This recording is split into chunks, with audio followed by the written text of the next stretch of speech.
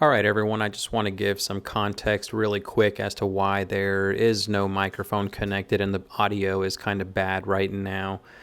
We've got some heavy winds and a very persistent drizzle that is taking place right now, so I had to take the microphone off the camera. But throughout the day, I will put it back on. Just wanted to let y'all know really quick, it's not your TV or headphones. It's just some bad weather conditions. Oh my gosh. We got so lucky right there. That fish ran right underneath the kayak, right by the motor. This is going to be a redfish. Possibly a black drum. All right, let's see what we got.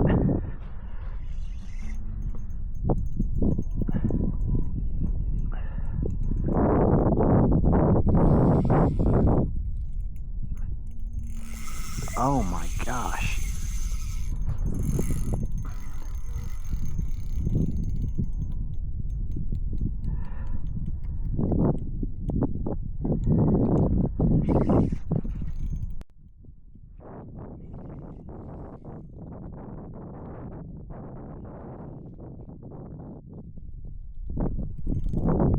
This tiny little reel, it's a 500 series. Oh my goodness gracious.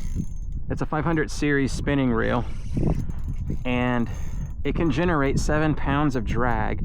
I've probably got it locked down to 4 or 5 pounds. And this fish,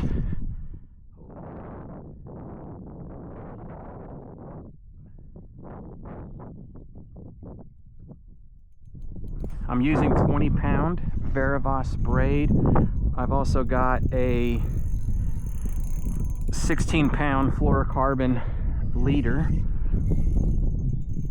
That's just for abrasion resistance, not because I think the fish can see my line. Boy, the motor's having trouble fighting this fish. It's keeping me locked in place, and you can see it thrusting. Yo, this is gonna be a big one. This is gonna be a big one. Oh my gosh.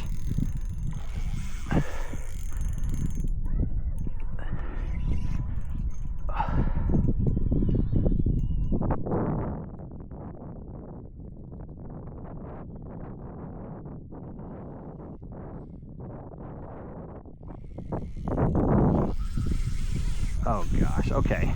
I'm gonna go chase this fella down. I've got about 80 meters of line. I don't think he's pulled me pulled that much line off of my reel, but it kind of gets scary when you keep trying to turn him and then all of a sudden, look at that. The fella just keeps doing that right there. I know I'm running out of line, so let's go chase this fella down.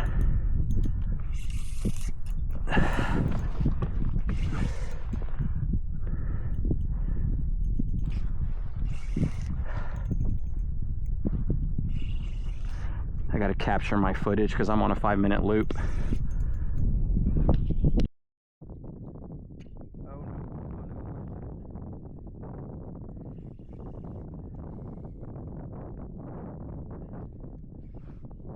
He's right here in front of the kayak now.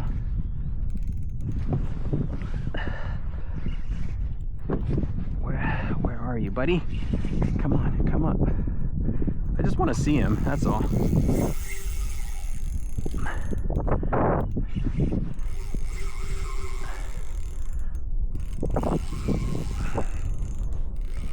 There goes a tail thrust that he just did.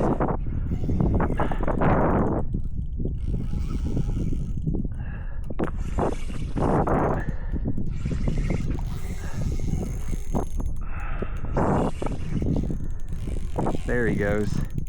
There he goes. Come on, what are you? Oh my gosh. The rod that we're using is a 7-foot ultralight buoyancy series from Old 18 Outfitters.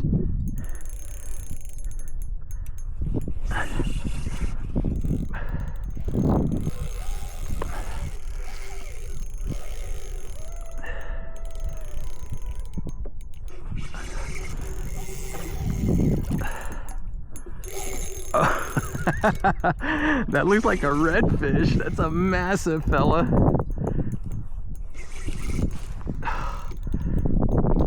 Oh my gosh, that is most definitely a 30+ inch redfish. That is a big guy.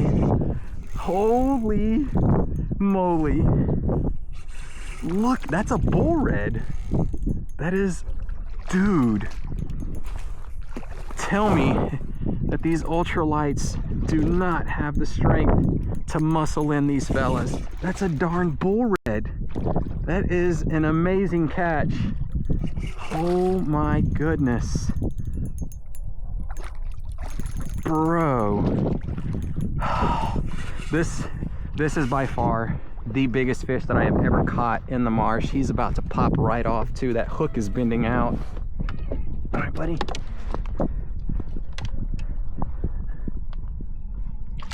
Oh, no, get up here. Get up here.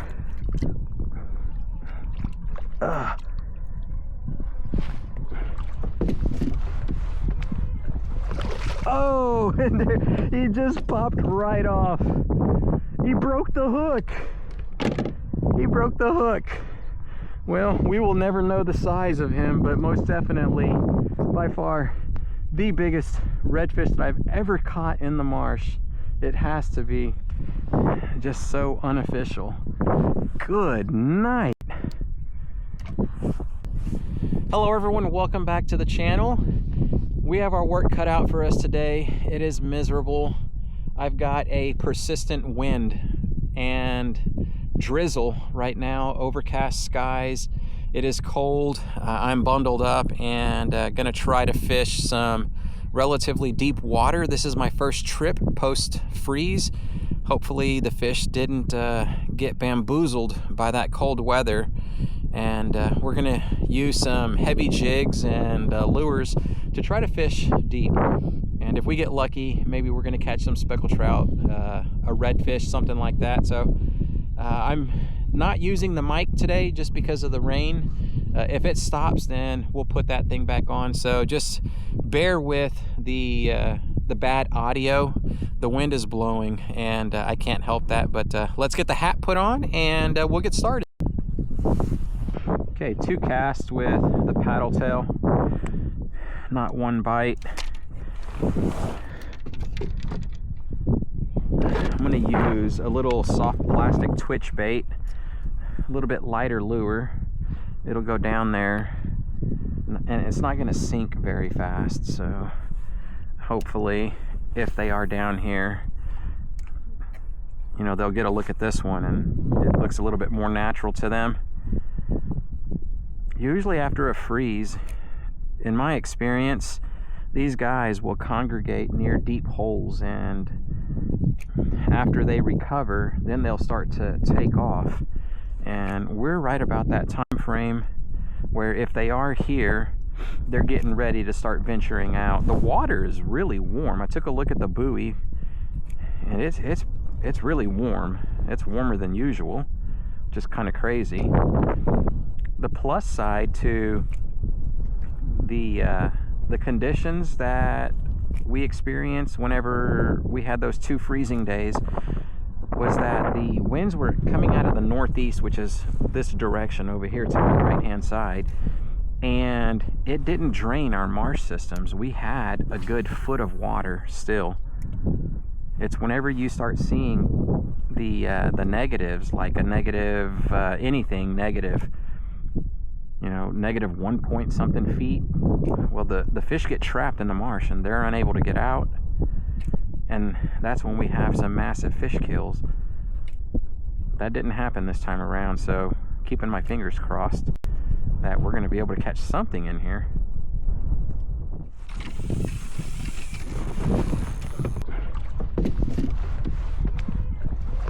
Oh, and there, he just popped right off. So the gear that I've come out here with, these 2 are like twin sisters, both the same reel, same rod, everything's exactly the same on both of these. And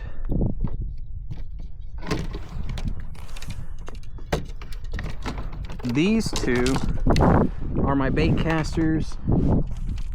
This one's a 6'6" medium light, and this is a 7-foot ultra light. Both reels are 100 sized bait casters. They've got 30-pound braid and 20-pound fluorocarbon fishing line for leaders. And so all of them are buoyancy series from Old 18 Outfitters.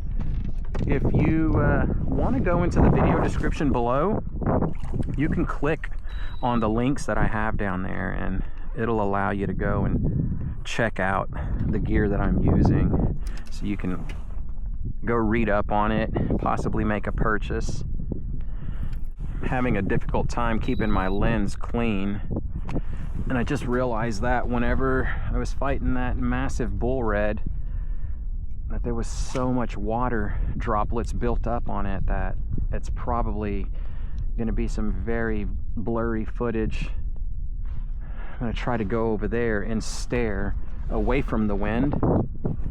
I would like to stay here because it's an outgoing tide, and I want to cast in there and then pop the lure up and let the tide bring it out. That's what looks natural.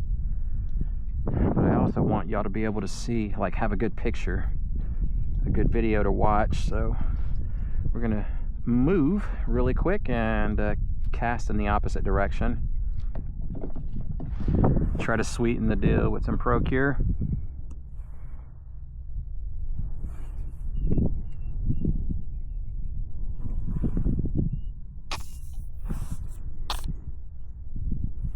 This right here is the shrimp scent.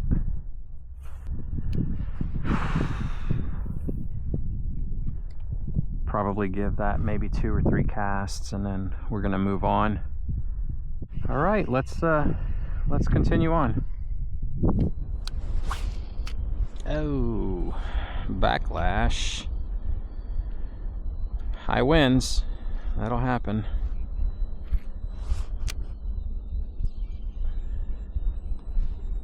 To check our lure. We've made it to the last and final spot that I'm gonna hit up out here. This is the deepest section of the area that I've come to. I want to say it gets like maybe 12 to 14 feet depending on the tide, and as you can see, that little flat right there straight ahead, it's got a lot of oyster on it. It's all empty, exposed oyster, but all of this area should be good. And this is where I was thinking that we would probably be able to catch quite a few speckled trout, but not one bite yet. I'm gonna stay patient and continue fishing it. We'll swap out lures here in a second.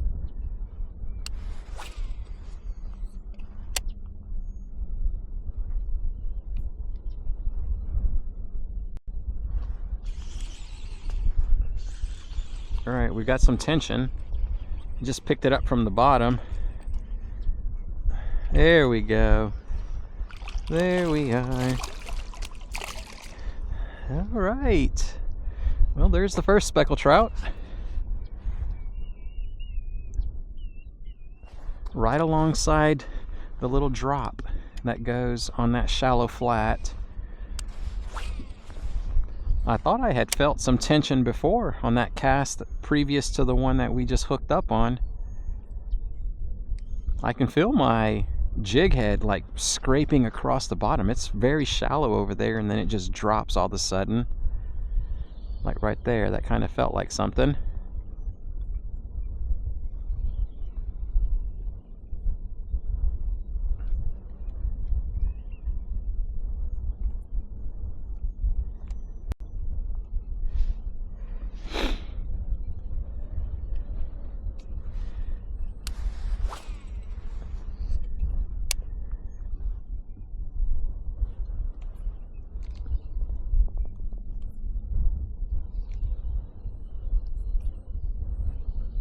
Comes that drizzle again.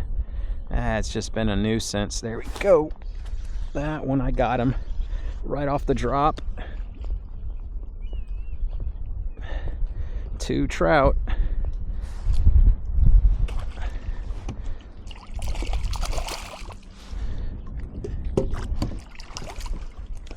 buddy. Thank you for playing today.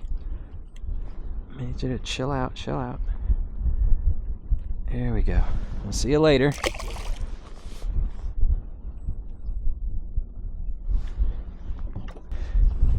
All right, let's see if we can get a third one. They might be stacked up in here, hopefully. Keep the fingers crossed. Oh, that was a hard thump. Dude, I just missed him. I should have set the hook immediately.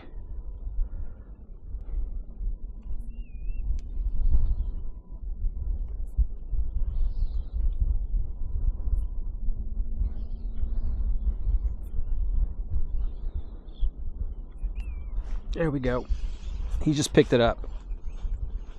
No bite whatsoever, just picked it up and immediately felt tension. Oh my gosh, he hit my trolling mode.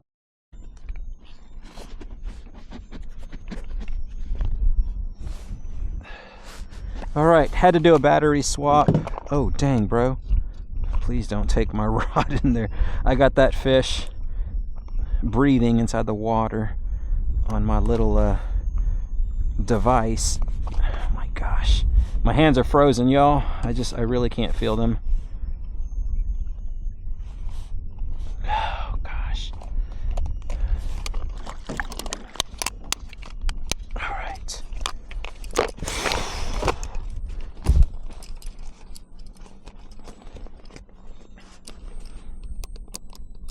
All right, here we go. Let's put my hood back on. I am freezing. Here we go, here we go, here we go, here we go. Yeah, so the third trout down there inside this. Oh, look at that here when he spit the hook. He had the hook on him just a minute ago. Let's free this guy. Nice. Nice fatty. Got two good looking tenderloins.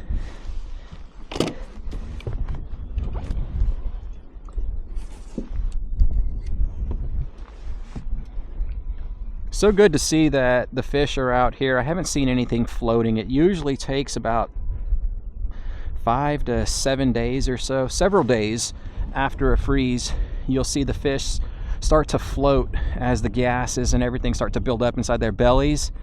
And they'll be on the wind-blown bank or just scattered throughout the marsh if there is no wind. But I haven't seen that today, not one. So that is a good sign. Oh, look at that. I caught a baby shrimp. That is super tiny. Probably can't see it. Let's put it right here on the seat. There he is right there.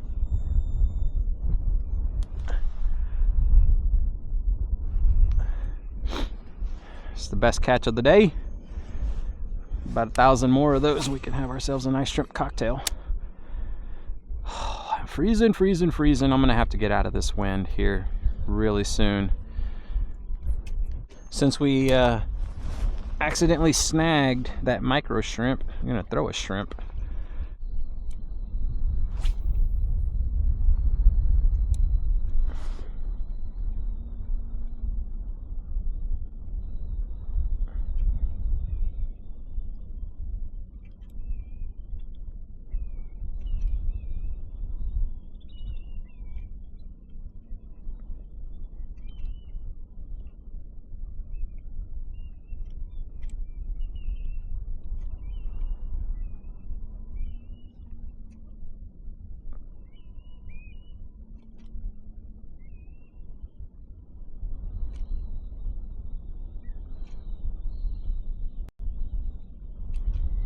There we go. There we are. Right off the bottom.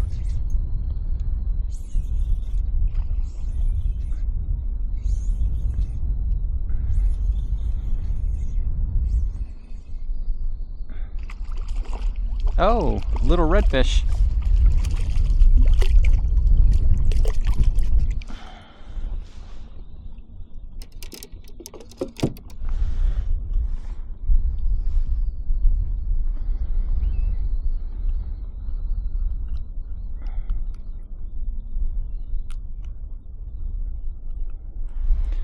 Need your parents, buddy.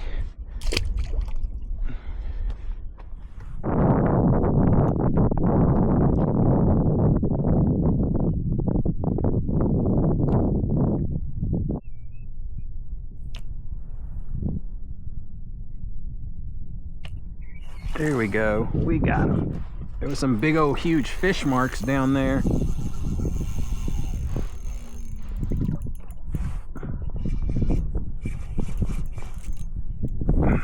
I mean, there's a lot of them. Got one of them to bite. I just saw an alligator gar, so I don't know if that's what it's going to be. It was worth trying to see if we can get something to bite.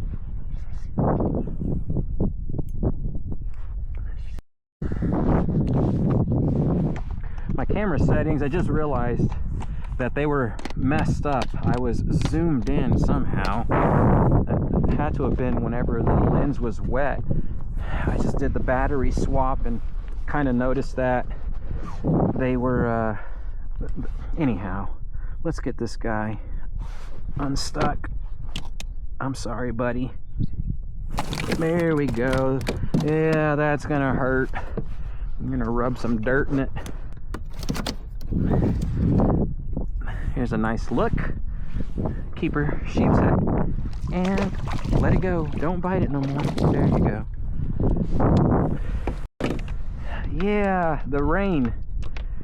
Oh man, the rain just messes things up. I don't know how much of my footage is going to be all like zoomed in. We'll find out as soon as I get home though. Here we are. Very subtle thump.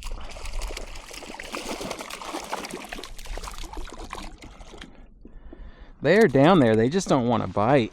I mean, I've seen a lot of fish marks at the very bottom. Just trying to get them to bite is the hard part.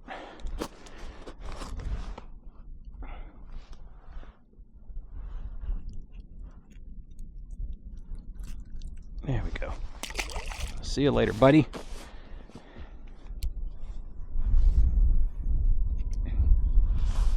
This is where we caught that bull red before we head back to the launch and get out of here. I just wanted to fish this one more time.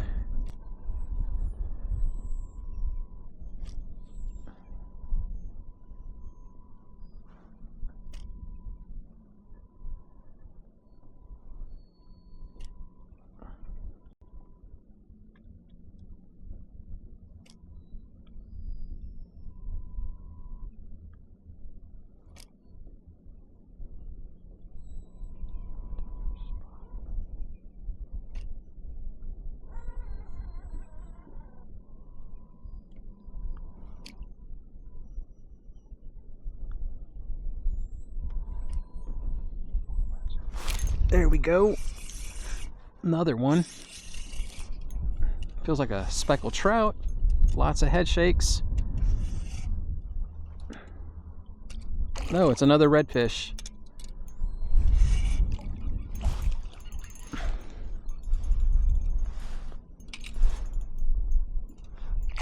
There we go.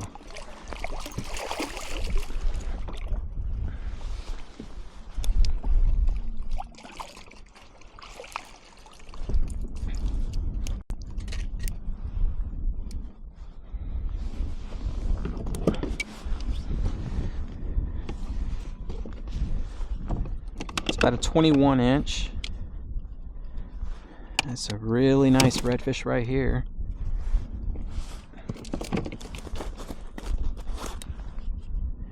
Oh, he's got a really good looking blue tail.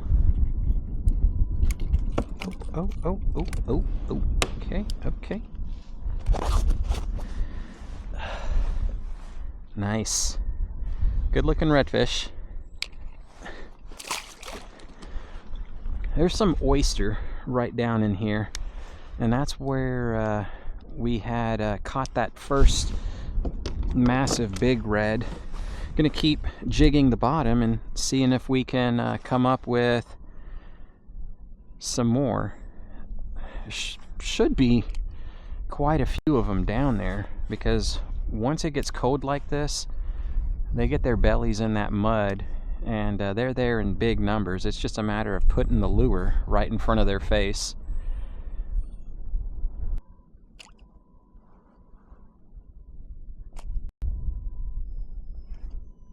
Oh yes, I thought that was oyster for a quick second.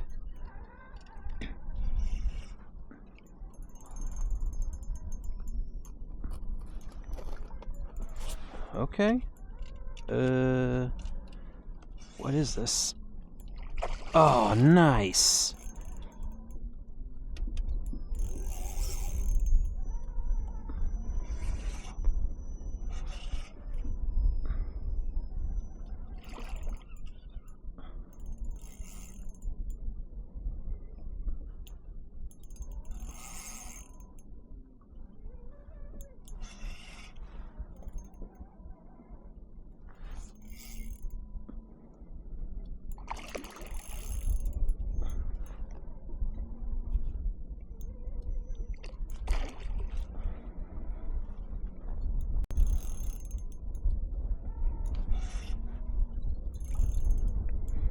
He's a big boy.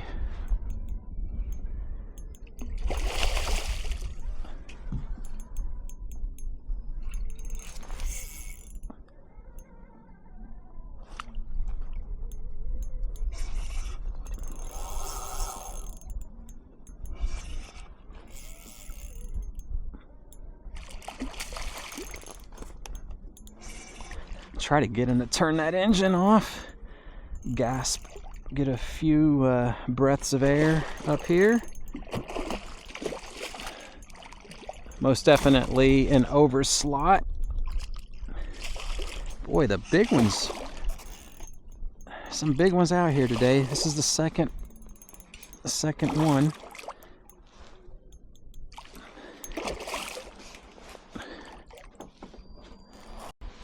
All right, come here, buddy.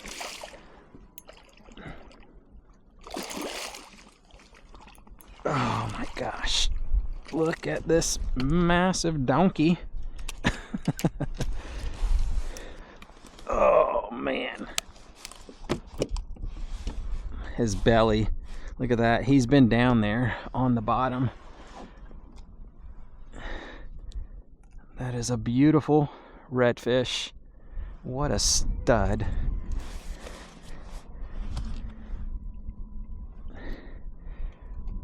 Come on, let it go. There we are. All right, buddy. We'll see you later. Oh my goodness, everyone. What an amazing day. Especially it being the first trip after the freeze. I'm marking all kinds of stuff on the Humminbird and all the deep areas of this bayou. That's where these guys are. They got their bellies in the mud, and you just go painfully slow, you know, just popping it off the bottom, and these fellas are going to bite. But that's it. The bites are few and far between, but they are out here, and it won't be too long before more of the keeper-sized fish start coming back into the bayous and just taking refuge. So hopefully y'all enjoyed this video. If you did, don't forget to click that thumbs up button. If you want to help to support the channel, all you got to do is click that subscribe button. And until next time, tight lines, everyone.